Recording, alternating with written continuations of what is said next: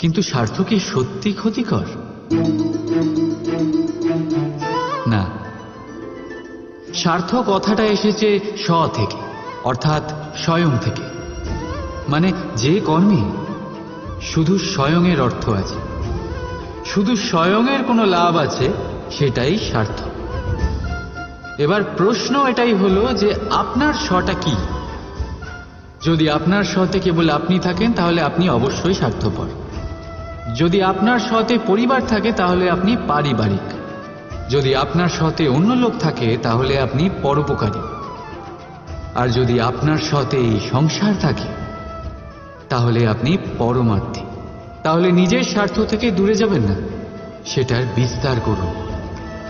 নিজের অস্তিত্বের বিস্তার করলে এই স্বার্থ নিজেই পরমার্থে পরিণত হবে। রাধা রাধা।